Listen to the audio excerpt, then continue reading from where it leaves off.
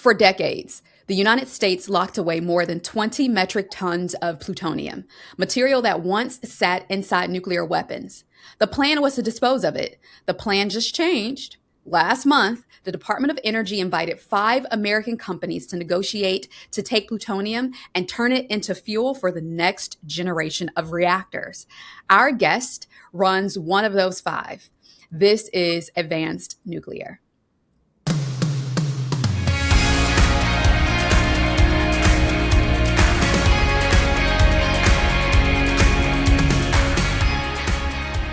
Welcome to Advanced Nuclear, the official podcast of UCAN Power, where leading experts, innovators, and policymakers explore the latest developments shaping the future of nuclear energy.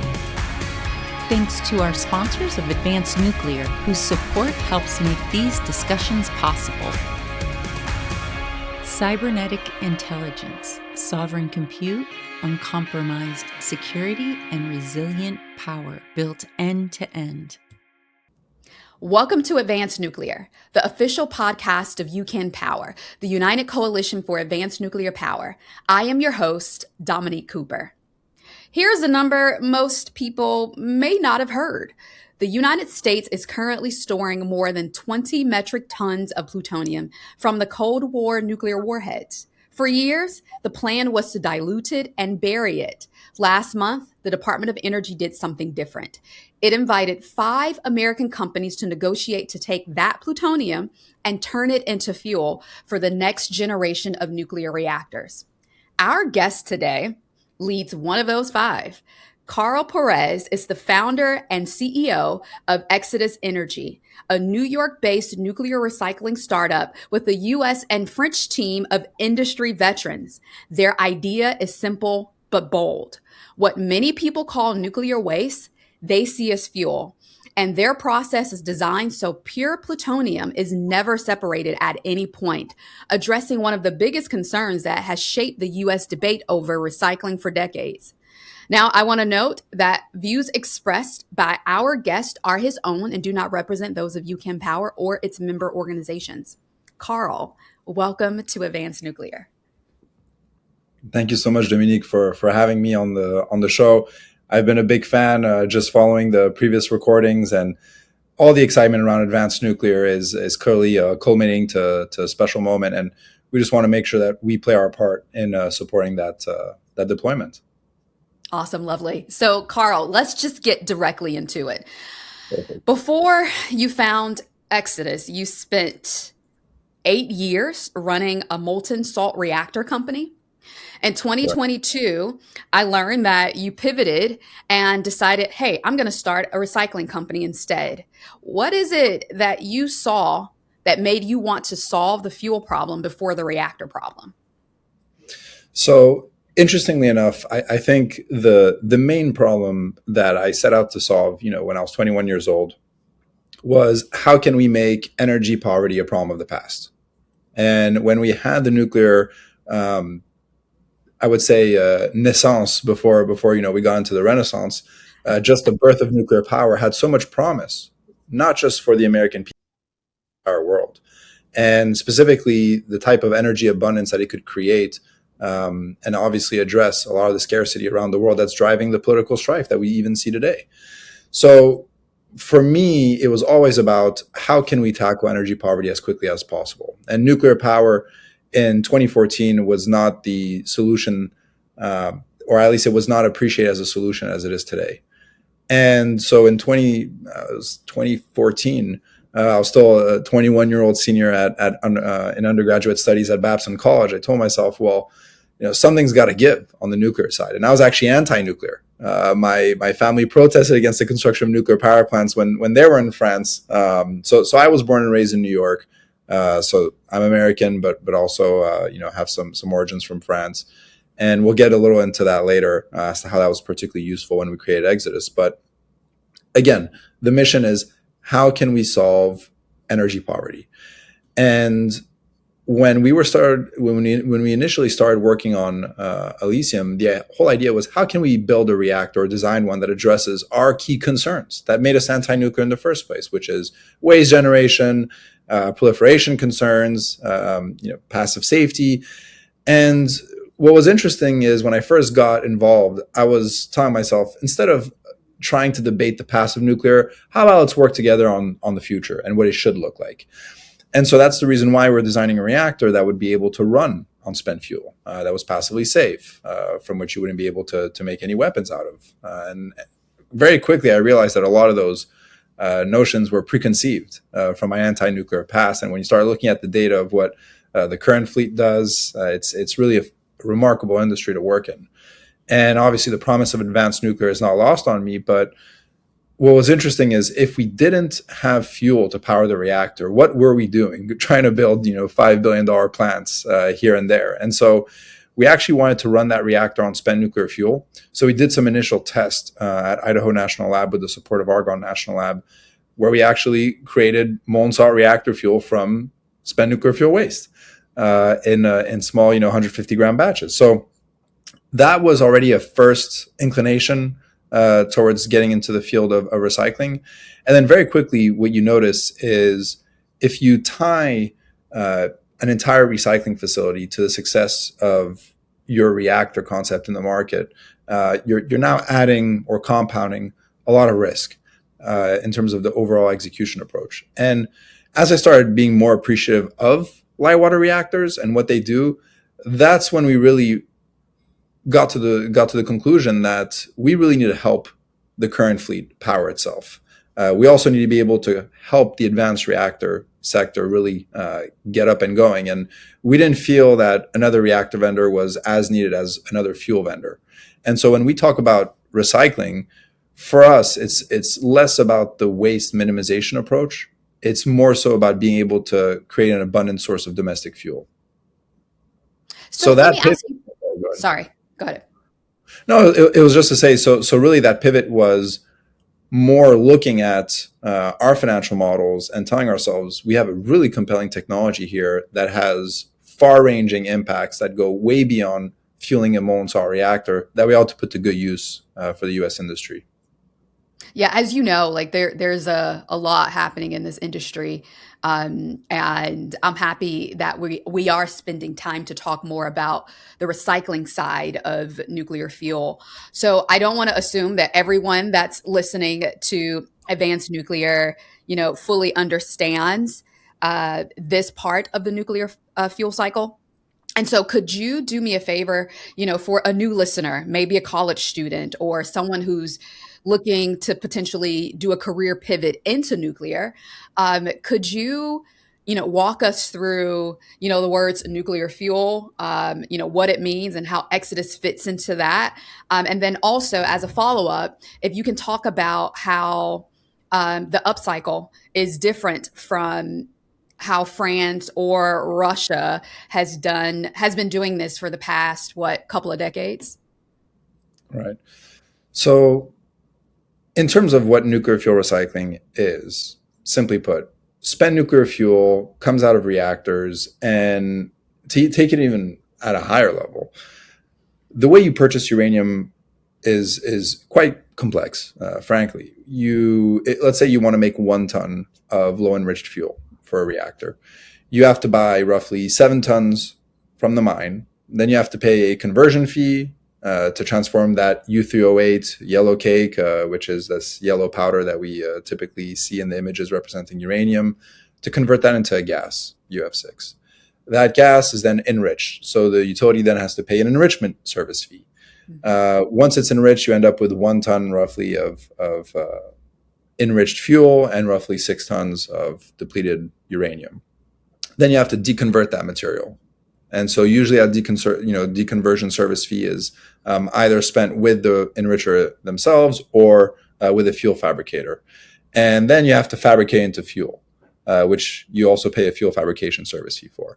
So when you look at that entire value chain of procurement of of new fuel, you have the vast majority of the price that is actually the price of mined uranium. And so when you're a utility, you discharge the fuel from the reactor. And when you do that, you've only consumed roughly 5% of the energy content that's in there. So there's 95% of the material, at least, that has not been tapped. The way it's currently stored is you put it in a pool. Now, in France, as you alluded to, all the spent fuel is stored in pools at the reactor sites, and then they are discharged and sent to La Hague, which is where France operates the largest commercial recycling facility in the world. And they process roughly 1,600 to 1,700 metric tons a year. In the United States, we have a very different story, which is that we use dry storage. And the reason for that is because in 1998, the Department of Energy was supposed to come pick up that fuel. And because we were unable to determine where we would send it, due to disagreements around whether we'd put it at Yucca Mountain or not, we've had to store this on site in these dry cask systems because there's no more room in the pool. And so utilities ended up suing the Department of Energy for its breach of contract. And as a result, we find ourselves in a status quo where the rate base ultimately pays for that dry storage. So the first issue here is that we're paying for dry storage, which, as you can see with countries like France, should not have existed in the first place if we really got our ducks in a row on the back end. And then the second issue is that when the utilities sue DOE, and rightly so again, what ends up happening is the taxpayer now foots the bill and reimburses the utility who charged the ratepayer. So it's interesting because you have basically a double penalty, not exactly double, but I don't know where you're currently residing, but if you're, for example, you're me in New York and I'm in Virginia. I'm on the East Virginia, Coast. exactly. So you're paying for dry storage, and then after you reimburse yourself, as a federal taxpayer to the Department of Justice judgment fund. So we clearly have an issue here because there's a future $50 billion liability coming down the pipeline for all of us as taxpayers, which we're essentially going to double pay, not just as taxpayers, but also as ratepayers for the specific region that we are served upon, and if we purchase nuclear power from there. And so you have this double issue, which is we're not using 95% of the material that's available. And at the same time, we're also paying a pretty hefty price as a government to essentially not address this issue. So you also did mention the plutonium program, which I think is also an interesting element, because this dilute and dispose program, initially the thought process was to dilute this plutonium material that's been isolated. And by the way, not all of it is weapons grade. Some of it is reactor grade. You have a wide variety of plutonium. Not all plutonium is the same, which is also an important distinction. But that was an $18 billion program. And so halting that to be able to potentially provide the advanced nuclear sector with that material essentially contributes to what Exodus was built to solve. Really this trifecta of reusing all the materials that are available, reduce all the liabilities for the taxpayer and the ratepayer, and obviously being able to enable the advanced nuclear sector, which really needs as much fuel as it can. I love that. So let's talk about some good news, and not to say that what you just said isn't good. This is all so that's the educational piece, background, context. And then let's talk about Department of Energy and you guys, Exodus, being selected as one of the 5 companies that was negotiating taking that surplus plutonium. For listeners hearing this for the first time, could you walk us through what the program is and, actually what that means for Exodus?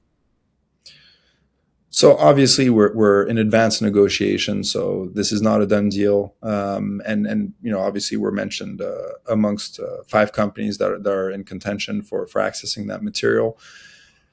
I think to take just another step back, what happened is we realized one of the most geopolitically weighted or important situations right now is actually winning the AI race and being able to have enough computing power to really bring not just the United States, but the entire world into the 21st century that we promised ourselves in the last one.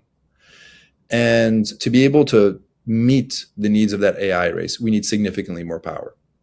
So we're looking to add another 300 to 400 gigawatts of nuclear power alone by 2050. And that's a very daunting mission, because you're essentially asking for what we've done over the last 50 years, or slightly more than that, to be basically tripled, in the next 25 roughly, let's say 20. So the scale of the issue that we're all trying to tackle as an industry, but even as an entire energy industry, is colossal. To be able to get more nuclear power, we need to be able to fuel those nuclear power plants. So when you saw the 4 executive orders that were issued in May, a lot of the language really touched on fuel availability of all sorts, whether it's from recycling, whether it's from more enrichment, more mining. We're really looking for uranium. And we actually invoked the Defense Production Act for this reason. And so I think it was August, where we actually declared a national energy emergency around uranium availability. In October, we set up the Defense Production Act Consortium, which gathers most, if not all, key members of the nuclear supply chain, whether it's advanced reactor vendors, the utilities, fuel fabricators, recyclers like ourselves, engineering conglomerates in the space. And what was interesting is there was a setup of different committees: mining committee, conversion committee, enrichment committee, recycling committee. And so this full-on approach is just a clear signal as to how DOE is taking this issue really seriously, and the overall administration. And this is something that also you started to notice in the previous administration too. So part of that executive order that was focused really on reinvigorating the nuclear base was being able to make as much material available as possible. And plutonium is a portion of that material. And I think specifically for Exodus, our focus in terms of what we applied for is building our commercial recycling facility and adding plutonium to the spent nuclear fuel. So it's not like we're going to be taking plutonium, diluting it with uranium, and putting it straight in a reactor. The thought process here is to have it as a complement to our actual recycling operations. So our objective as a company is primarily to feed the utilities back all the uranium that they've discharged from their reactors and their spent fuel. And if you look at just the sheer value of what the spent fuel today, the 100,000 metric tons, could represent, you're talking about at least $16 billion worth of avoided uranium procurement for utilities if they were to reuse that material. You're also talking about $80 billion worth of a HALEU equivalent if you were to mix the plutonium with the uranium, and specifically transuranics as well, so some americium. So it's not like you have pure plutonium with uranium. And that's also a very important difference as to what Upcycle proposes. We do not separate pure plutonium in our recycling process. Our focus is really exclusively to make reprocessed uranium available for the current utilities and the current reactor fleet that needs it, and generating another stream of uranium mixed with the transuranics that could be an alternative to HALEU. So I know I shared a lot of different pieces of information here just because I wanted to touch all the different aspects of the question, but we have a uranium emergency. We invoked the Defense Production Act, similar to how we did it with COVID, to mass manufacture all the vaccines needed to be able to address the COVID-19 pandemic. And now we find ourselves in a situation with these advanced negotiations for a surplus plutonium project to be able to use some of the materials that are sitting around in the DOE complex to be able to help with affordability. So let me ask you this: how do you address an American that's concerned about a company like Exodus utilizing recycled material from old weapons, right? Like, how do you address their concerns associated with that?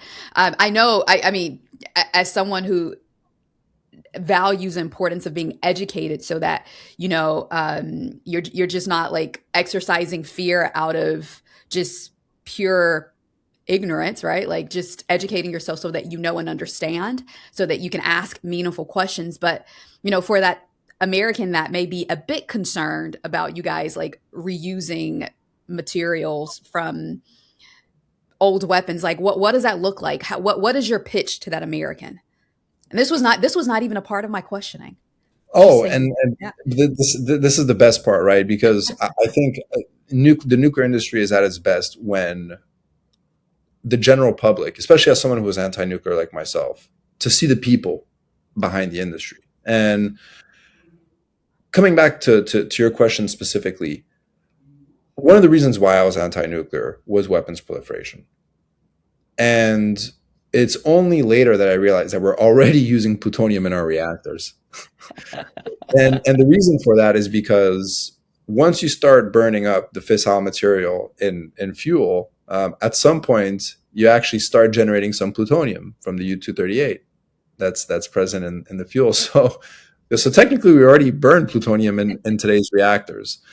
Uh, I always just associated plutonium with weapons, and it's true that in France, for example, they use MOX fuel in a lot of the reactors, which is basically a mixture of uranium and plutonium.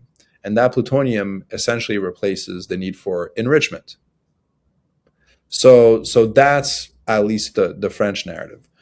But coming back to the American narrative, I think there are two aspects to it. The first one is overall proliferation resistance and then of the system. And then the second aspect is the government working with startup companies, and at least the perception around that. And we've seen it in the international news coverage, surrounding the surplus plutonium program.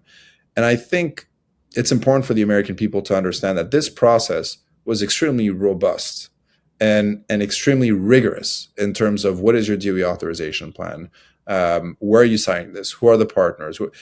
It was really the product of years of work. Even though that application came out in November, December, at least at Exodus, we were waiting for that opportunity for the past 10 years in terms of the individuals that are working here on it. And the best place, in my opinion, for any type of material like plutonium is in a reactor generating power for houses, hospitals that we so desperately need. So the other aspect to this is the proliferation resistance piece.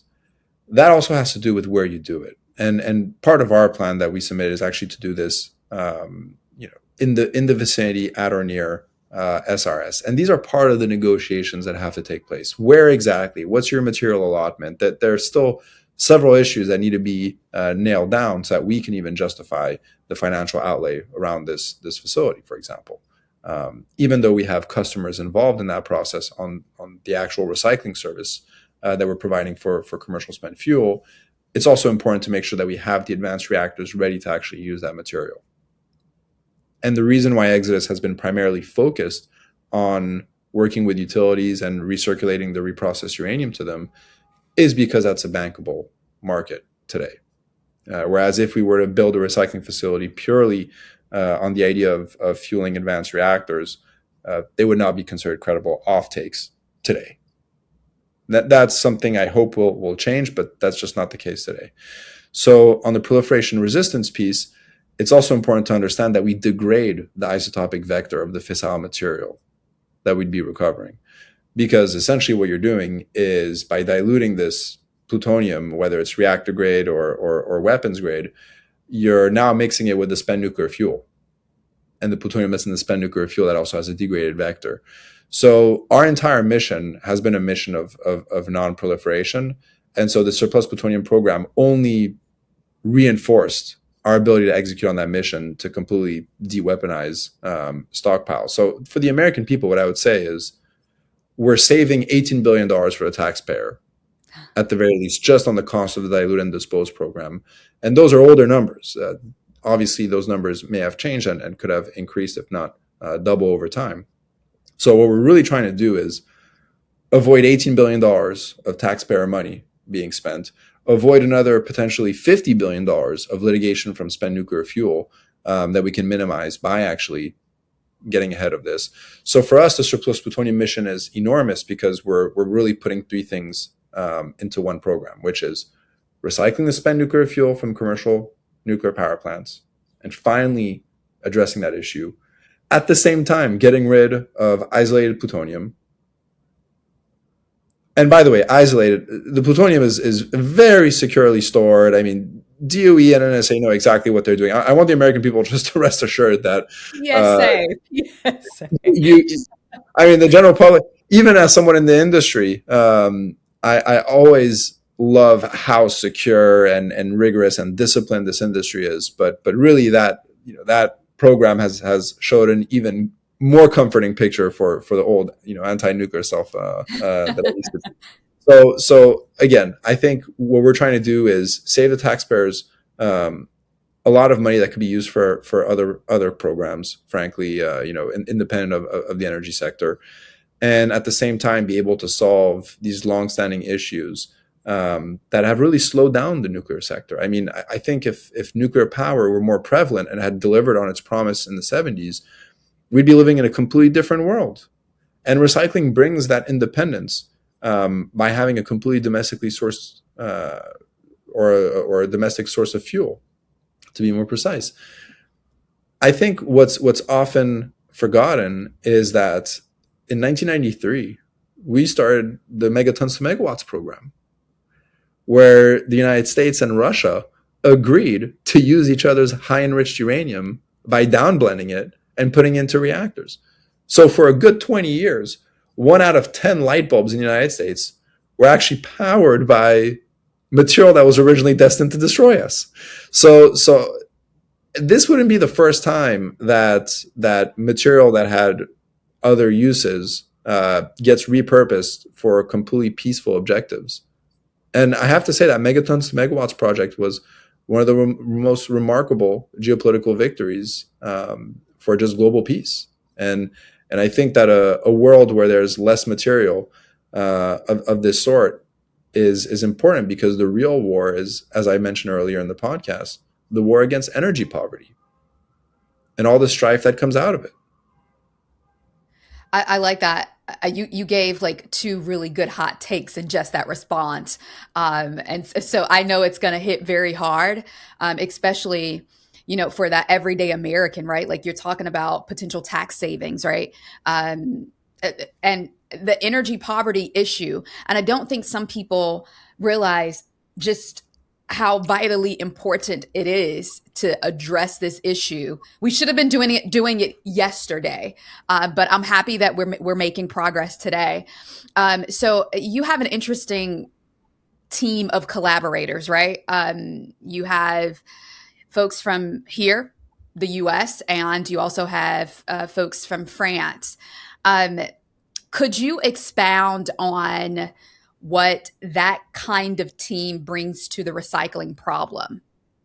And it's beyond the obvious, right? Like, Right. And I think there are also two aspects to that. There is the fact that obviously there's some expertise from France that has a lot of experience with commercial scale recycling operations. But I also really want to hone in and throw my flowers to one of our co-founders, who's Jean-Christophe Piot, because yes, he was a CTO of international business for Orano, and which was formerly called Arriva. Before that, he was even just on the actual shearing line, cutting spent fuel rods. So he really went through the ranks at Arriva. And what I was particularly drawn to him about is not just his calm, his personality when it comes to taking on these big challenges, but he was also the type of person that the world would call upon for a variety of incidents. So when Chernobyl had to undergo a specific analysis of how to decontaminate the facility, JC and his team, were called upon. But more recently, in 2011, when Fukushima happened, he was part of the team that was on site, within the couple of days right after it happened. And he had 3 weeks to support the design of a decontamination facility there that prevented irreversible damage to the area. And so he also knows what it's like to build an engineering culture that needs to solve an issue immediately, not in several years or for R&D purposes for the beauty of the gesture, but really to solve today's issues. And not only did he design that facility, but it was built in 3 months. That is a feat that I still believe is unmatched in the 21st century for any type of nuclear project. So a lot of the folks that we have on our team actually stem from that specific experience, but also bring a lot of that commercial scale reprocessing experience, which I think a lot of the misconceptions around recycling is that it's uneconomic. I think a lot of the assessments that try to push that narrative were done at a time when uranium was at record low prices. You're talking, $20, $30 a pound. We're now almost at triple those prices today. So I think a lot of those analyses miss out on that. But what I also think is important to understand in the economics of a recycling facility is that it's majoritarily driven by the actual cost of operations, your fixed O&M costs. Once you turn a recycling line on, you have just some fixed costs that you're never going to be able to do away with until you decommission the facility. So what's really important is making sure that you meet market demand and maintain an order book that justifies every single one of your lines. And so our approach to recycling is small modular recycling, as we like to joke around with it. But on a serious note, the idea is to build 100 metric ton throughput lines that are directly financed by the utility partners who are going to be using the recycling services that we provide. So that's essentially what you use as an offtake. And what's really important is the process that we use is very different from the PureX process because, again, we don't separate any plutonium, but we do adopt a hybrid approach when it comes to technology developed. We're not dogmatic. We're not a pyroprocessing company or an aqueous processing company. We're a reprocessing company.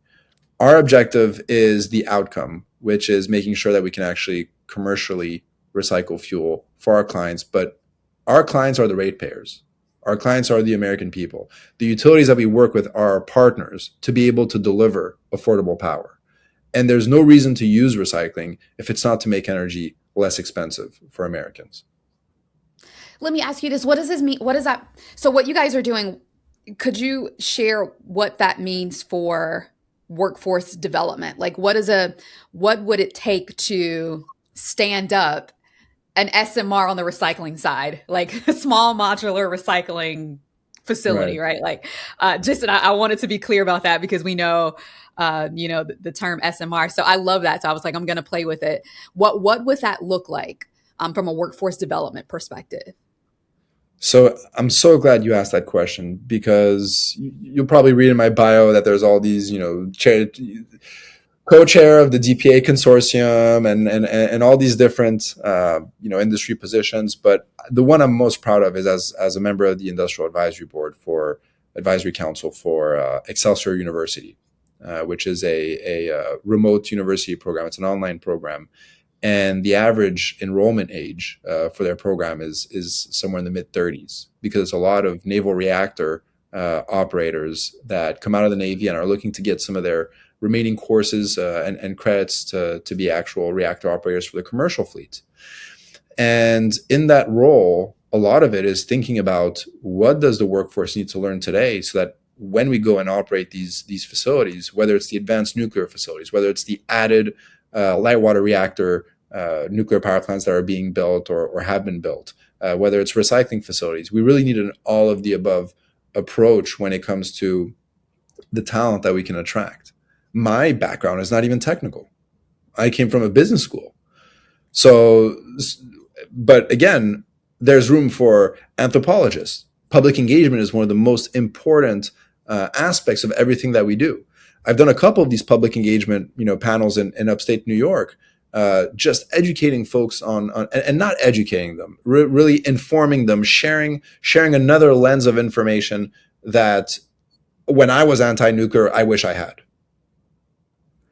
And so thinking beyond just the technical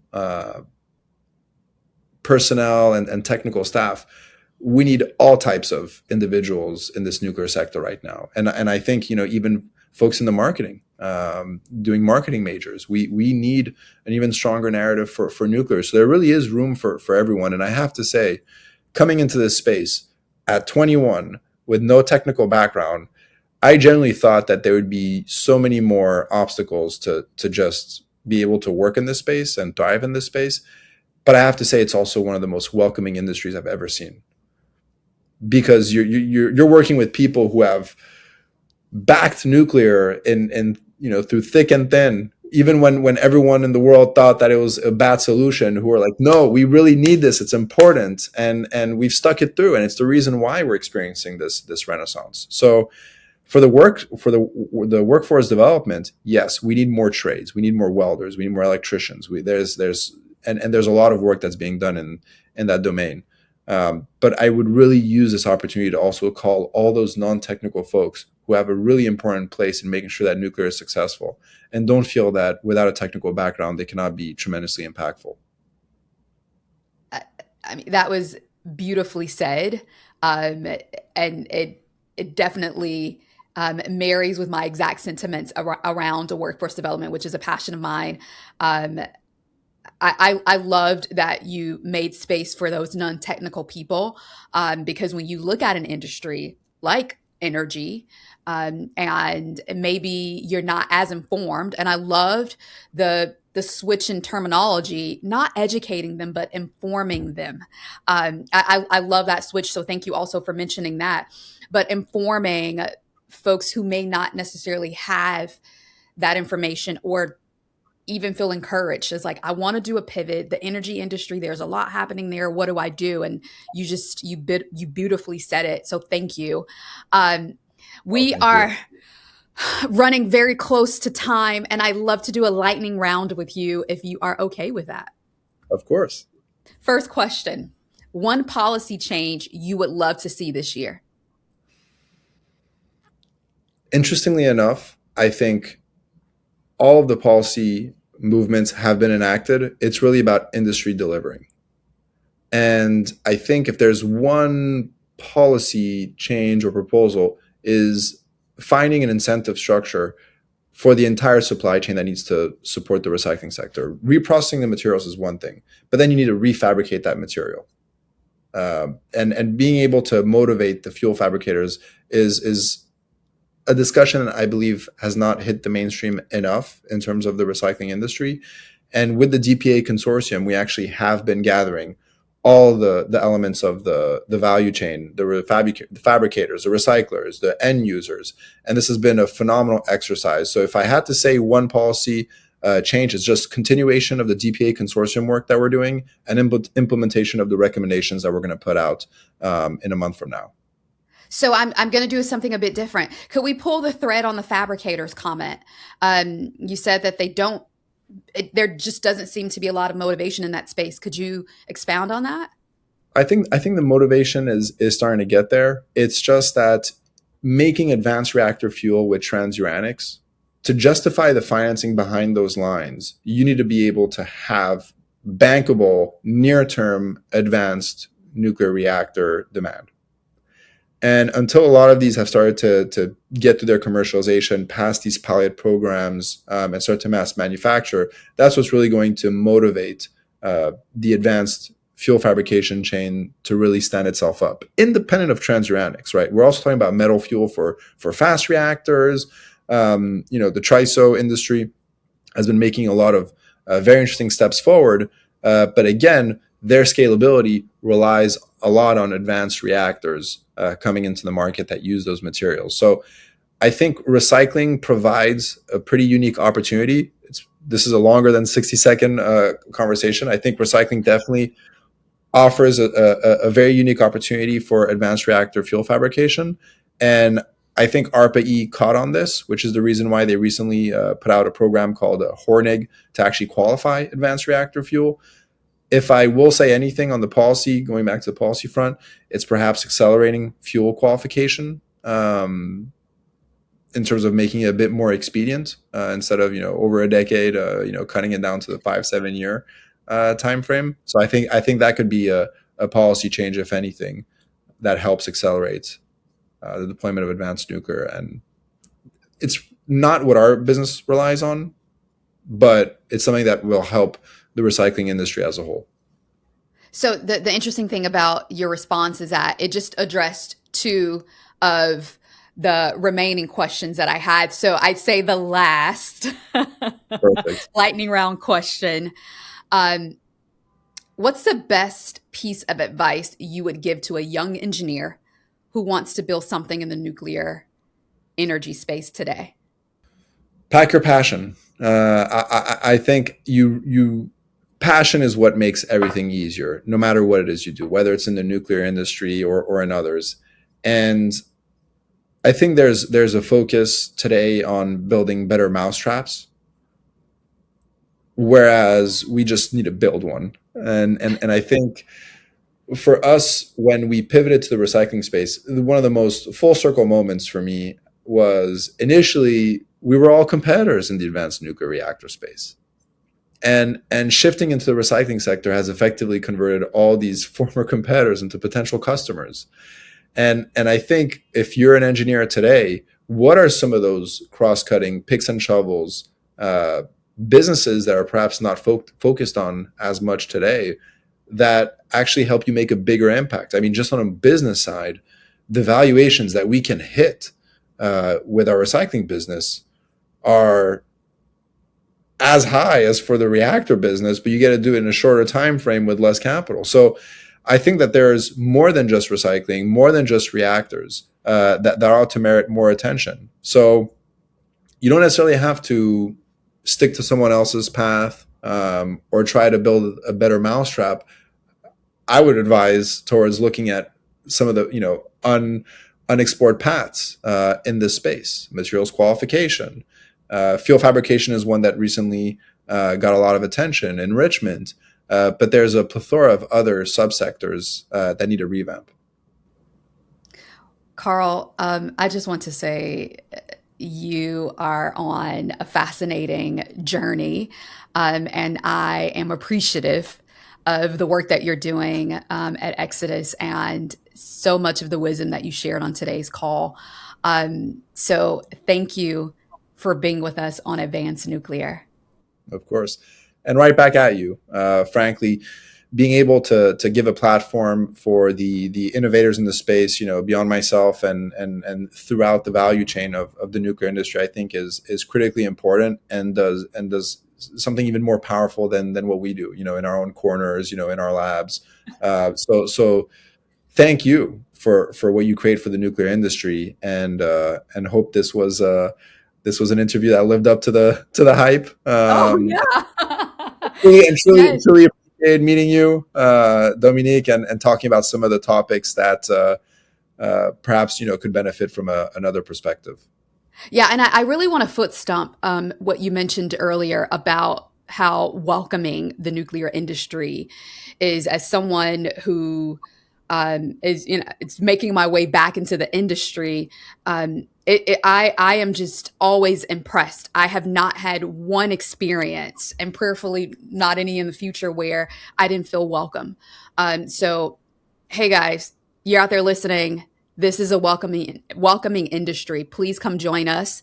And it's highly important because the future of American energy is not just about building new reactors. We had a great conversation here with Carl. It's about getting smarter with the fuel that we already have. So whatever your background may be, I just want to encourage you that there is definitely a place for you in that future. I want to thank you again for listening and watching. I invite you to like, share, and subscribe. And if you want to learn more about UCAN Power, please visit us at ucanpower.org. I am Dominique Cooper, and we'll see you next time on Advanced Nuclear. ALO, energy without limits. Building education for energy. B, activates communities, educates the next generation, and makes energy careers visible, real, and worth chasing. Learn more at bcamp.org.